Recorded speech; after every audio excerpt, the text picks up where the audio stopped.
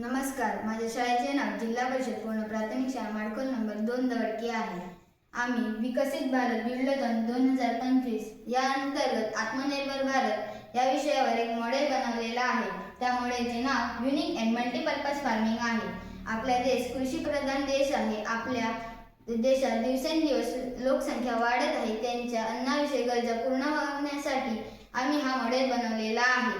मी प्रतीक व माझी पार्टनर सुरभी आम्ही दोघांनी मिळून हा मॉडेल बनवलेला आहे. या प्रकल्पामध्ये आम्ही 5 मेन प्रिन्सिपल वापरलेले आहेत. Poly house farming, vertical farming, fish farming, hydro farming and solar system. आता आपण मॉडेल पाहूया. हे पॉली हाऊस फार्मिंग आहे कारण का आम्ही ह्याला पॉलीकार्बोनेट शीट लावलेली आहे व हे 3 ट्रेमध्ये व्हर्टिकल फार्मिंग केलेली आहे. 2 ट्रेमध्ये हायड्रो फार्मिंग केली आहे. यात फिश फार्मिंग केलेली आहे.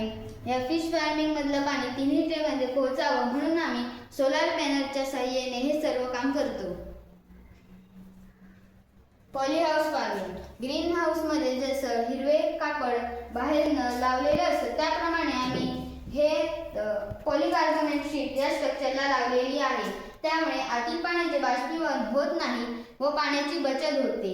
बाहेरील तापमानाचा आतील झाडांना काही फरक पडत नाही. त्यामुळे इथे न उगलेली झाडे पण इथे आपण घेऊ शकतो. गावातील तरुण माणसांना ह्याच्या मार्फत एक रोजगार मिळू शकतो. व्हर्टिकल फार्मिंग आजकाल आपण पाहतो तिथे आपल्याला बिल्डिंग्स दिसतात. त्यामुळे आम्ही व्हर्टिकल फार्मिंग ही कल्पना शोधली. यामध्ये आम्ही 3 ट्रेमध्ये उभी शेती केलेली आहे. यामुळे काय होते तर कमीत कमी जागेमध्ये जास्तीत जास्त शेती करण्यात येते. यासाठी लागणारे पाणी आम्ही फिश फार्मिंगमधून घेतलेलं आहे. फिश फार्मिंगमध्ये 2 प्रकारचे मासे आहेत, गप्पी मासे व रंगीत मासे. गप्पी मासे काय करतात तर पाणी शुद्ध करतात. काही लोक गप्पी मासे पाणी शुद्ध करण्यासाठी वापरतात. 50 रुपयाला 2 असे हे गप्पी मासे विकत घेतात. रंगीत मासे आपण टँकमध्ये शोसाठी ठेवतो.